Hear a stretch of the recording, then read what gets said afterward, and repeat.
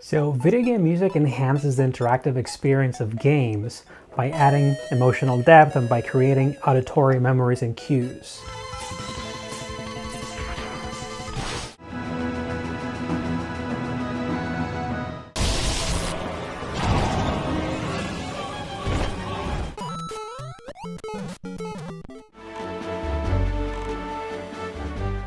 One of the key features that differentiates video games from other forms of media is that video games are interactive by nature, so they allow the player to be part of an alternate reality.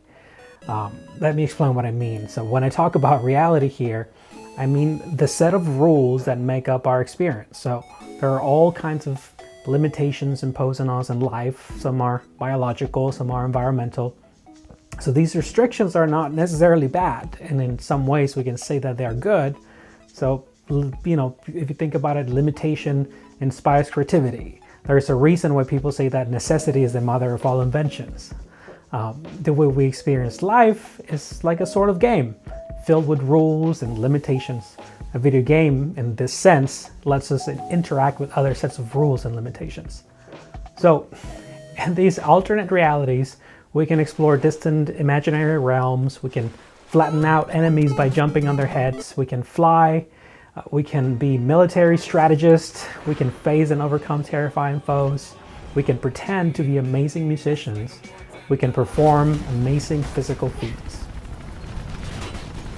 So with this in mind, what makes video games so remarkable is that you can interact with them. We get to insert ourselves in a game by using some kind of user interface, controllers, touchscreens, keyboards, etc. And in turn, the game gives us moving images, sound effects, music, and some kind of narrative. It is through this process of interaction via inputs and outputs that a gamer can be immersed into a game.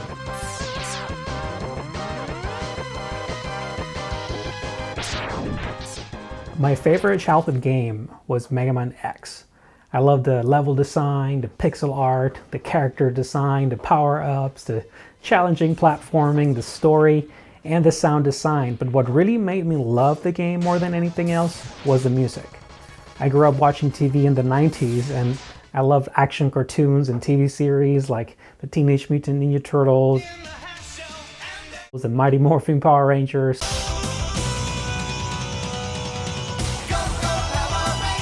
Spider-Man, and I loved anime like Dragon Ball Z and Saint Seiya. So as a kid, I would play with my friends and I would pretend to be a character from one of those worlds, or I would play by myself and pretend I was a character from one of those worlds. And there was nothing though. There was nothing like a video game like Mega Man X that really got me going, making me feel like I was really there, doing all kinds of cool things, fighting those difficult enemies and overcoming those frustrations. What really completed that experience though, for me, was the music. The music is so memorable that I still randomly begin humming the tunes while I'm at work or if I'm doing something challenging, right? It gets me pumped up and it gets me inspired to overcome those challenges. The music, it creates a driving sense of emotion that binds you to the video game. It gets your mind in the right place so that you're so immersed at the emotional level with the game, so much that you start to forget that you're playing a game and you just kind of get in the flow.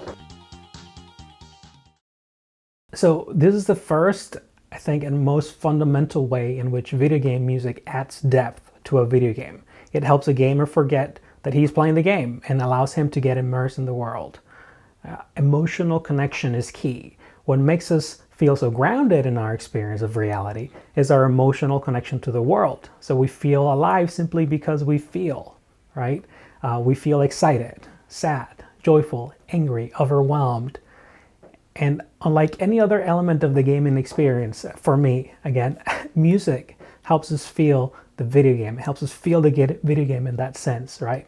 It is like this ethereal glue that binds the player to the sets of rules and visual and auditory cues that make up a video game. Music in video games is also used to create auditory memories and cues. right? This is where music in video games is so different than music in any other more linear forms of entertainment, such as movies and TV series. So, music in games can start and stop at different moments depending on the decisions that a gamer makes. Whether or not you walk into a room will decide what kind of music you hear.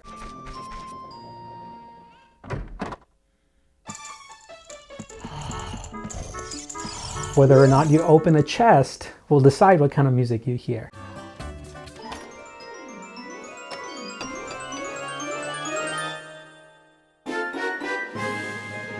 Whether or not you're able to defeat an enemy is going to decide what kind of music you hear.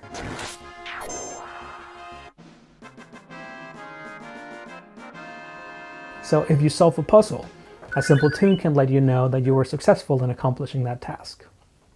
Right? Furthermore, music is so memorable, super memorable, especially like a simple and catchy tune. This is why jingles are so popular and memorable, and this is why in games, certain characters and objects have their own musical themes.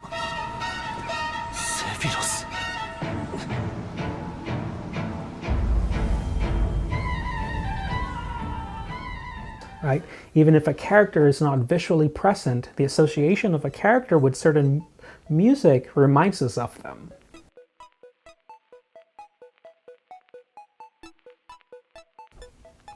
So this might, sound a little counterintuitive after all of this, but in the context of video games, music is really not supposed to be noticed a whole lot. And what I mean is that what a video game composer wants is for the player to simply feel the story as it is being told through music and through all the other aspects of the game, right? Music is there to